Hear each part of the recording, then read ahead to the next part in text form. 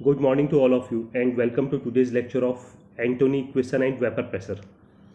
आज के इस लेक्चर में बेसिकली हम ये समझेंगे कि एंटोनी इक्वेशन और वेपर प्रेशर किस तरीके से एक दूसरे से लिंक्ड हैं और एंटोनी इक्वेशन केमिकल इंडस्ट्री में इतना इंपॉर्टेंट रोल क्यों प्ले करती है।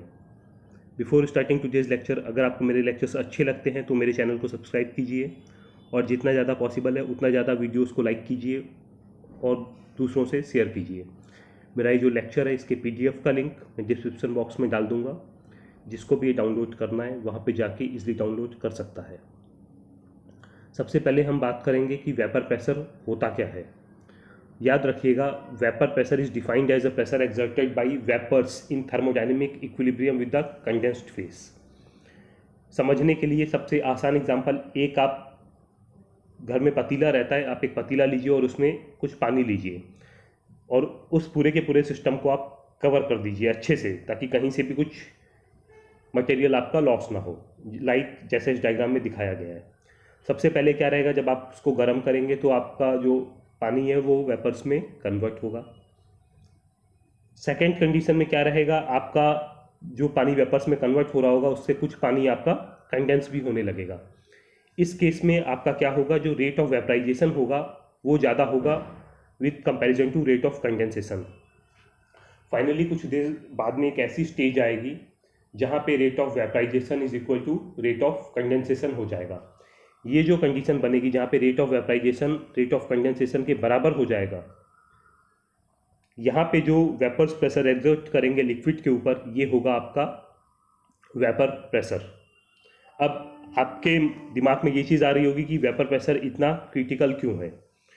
याद रखिएगा, कोई भी मटेरियल जो बॉयल करता है वो तब बॉयल करता है जब जो एटमॉस्फेरिक प्रेशर है या जो सराउंडिंग का प्रेशर है उसके ऊपर लगने वाला वो बराबर हो उसके वेपर प्रेशर के। लाइक अगर मैं बात करता हूँ आपका वाटर का बॉइलिंग पॉइंट है 100 डिग्री सेंटीग्रेड। इसका मतलब है 100 डिग्री सेंटीग्रेड पे जो वाटर के वेपर्स का प्रेशर उसके ऊपर लगेगा वो एटमॉस्फेरिक प्रेशर के बिल्कुल बराबर होगा, तभी कोई भी मटेरियल मेरा बॉयल करता है।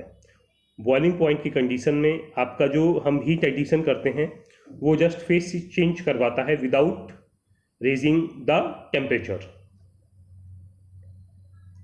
अब कौन कौन से फैक्टर्स हैं जो वेपर प्रेशर पे इम्पैक्ट डालते हैं। सो बेसिकली यहाँ पे 4 फैक्टर्स होते हैं। पहला होता है फोर्स ऑफ अट्रैक्शन, जो आपके मॉलिक्यूल्स हैं उनके बीच में इंटरमॉलिक्यूलर फोर्सेस कैसी हैं।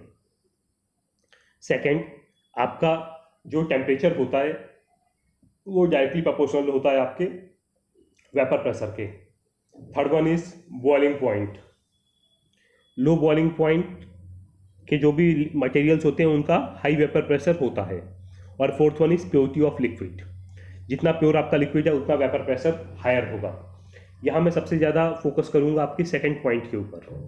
Temperature is directly proportional to pressure. इसका सबसे ज़्यादा इंपॉर्टेंट रोल केमिकल इंडस्ट्री में ये है कि हम अलग अलग तरीके से डिस्टिलेशंस करते हैं। अब कोई मटेरियल मान लीजिए आपका 200 डिग्री सेंटीग्रेड पे बॉयल कर रहा है। अगर मेरे को उस मटेरियल को मैं डायरेक्टली 200 सेंटीग्रेड पे बॉयल करने के लिए लेके जाऊंगा तो मेरा यूटिलिटी कंजम्पशन काफ़ी ज़्यादा होगा। प्लस सेकेंड पॉसिबिलिटी ये रहती है कि हायर टेम्परेचर्स पे कोई भी मटेरियल डिग्रेड होता है। इन दिस केस मेरे को क्या करना पड़ेगा कि उसके बॉइलिंग पॉइंट को मेरे को रिड्यूस करना।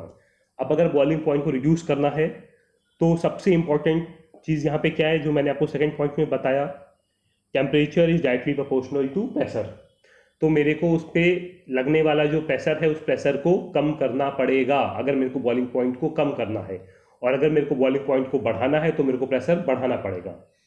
सो इसी बॉइलिंग पॉइंट को कम करने के लिए हम वैक्यूम लगाते हैं और इस वैक्यूम को क्रिएट करने के लिए हम यूज़ करते हैं इजेक्टर्स।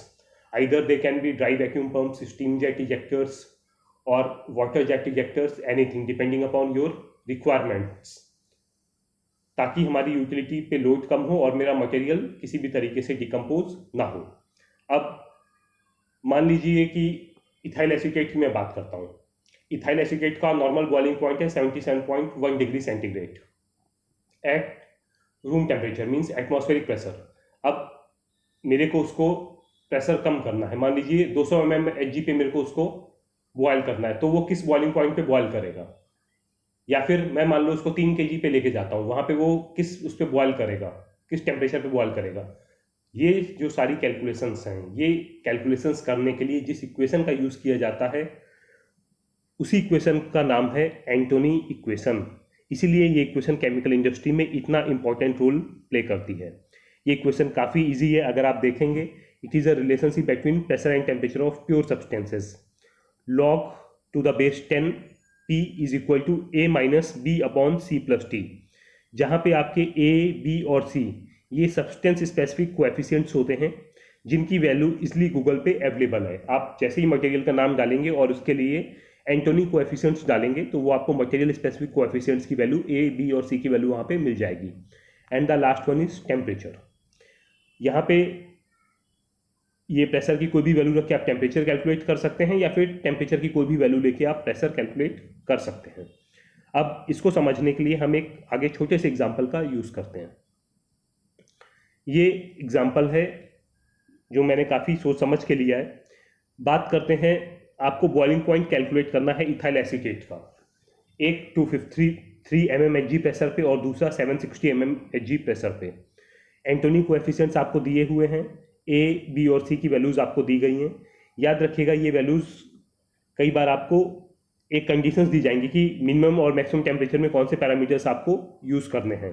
अब जैसा कि पहले मैं बात कर रहा हूँ कि बॉइलिंग पॉइंट है 253 mmHg, ये मेरे को वेल नोन है कि इथाइल एसीटेट का बॉइलिंग पॉइंट 77.1 डिग्री है। तो यहाँ पे मैंने आपका वैक्यूम लगाया हुआ है तो मेरा यहाँ पे बॉइलिंग पॉइंट कम होगा, तो यहाँ पे मैं ऊपर वाले पैरामीटर्स का यूज़ करूँगा।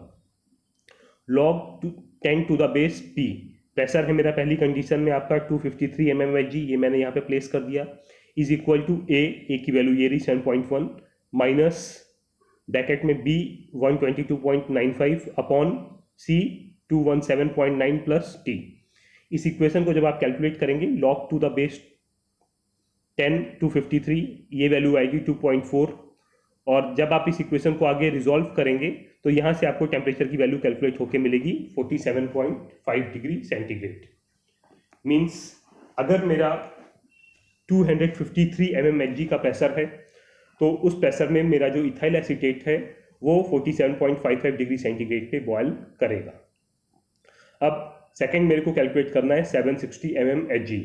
ये नॉर्मल रूम अपना एटमॉस्फेरिक प्रेशर रहता है, इसीलिए मेरे को इसका बॉइलिंग पॉइंट पहले से पता है, बट आपको समझाने के लिए मैंने ये एक एग्जांपल फॉर्म में भी यहाँ पे दिखाया हुआ है। सेम इक्वेशन दोबारा यहाँ अप्लाई करता हूँ, लेकिन इस बार कोएफिशिएंट्स में नीचे वाले यूज़ करूँगा बिकॉज 77 डिग्री से 210 डिग्री के बीच में मेरे को नीचे वाले कोएफिशिएंट्स यूज़ करने हैं। लॉग टू द बेस 10 760 जो मेरे को ये प्रेशर दिया हुआ है इज इक्वल टू 7.26 ये रहा A minus B 1369 upon C 235.5 plus T। Log to the base 10 760 की वैल्यू आएगी 2.88, और जब इस पूरी इक्वेशन को मैं कैलकुलेट करता हुआ लास्ट तक जाता हूँ तो यहाँ से ये मेरे को मिलता है T is equal to 77.1 degree centigrade. Means अगर आपको किसी भी मटेरियल को बॉयल करना है और आपको ये पता करना है कि किस प्रेशर के ऊपर उसका बॉइलिंग पॉइंट कितना होगा, तो ये सबसे इम्पॉर्टेंट इक्वेशन है जो आपको पता होनी चाहिए, बिकॉज हर एक मटेरियल का बॉइलिंग पॉइंट आपके प्रेशर के हिसाब से वेरी करता रहता है। तो आपकी दी हुई कंडीशन में, जिस कंडीशन में आप अपने बैच को ऑपरेट कर रहे हो या जिस कंडीशन में आप अपने प्रोसेस को ऑपरेट कर रहे हो, उस कंडीशन में आपके पास में जो मटेरियल प्रेजेंट है उसका बॉइलिंग पॉइंट कैलकुलेट करने का ये सबसे बेस्ट इक्वेशन होती है जिसका आप यूज़ कर सकते हैं, और आप इजीली कैलकुलेट कर सकते हैं कि कितने प्रेशर पे कितना आपका बॉइलिंग पॉइंट जाएगा, जैसा कि मैंने यहाँ पे कैलकुलेट करके आपको दिखाया है। So that's all for today's lecture. Hope आपको आज का मेरा लेक्चर अच्छा लगा होगा। नेक्स्ट लेक्चर में I will be back with a new topic. Till then goodbye, have a nice day.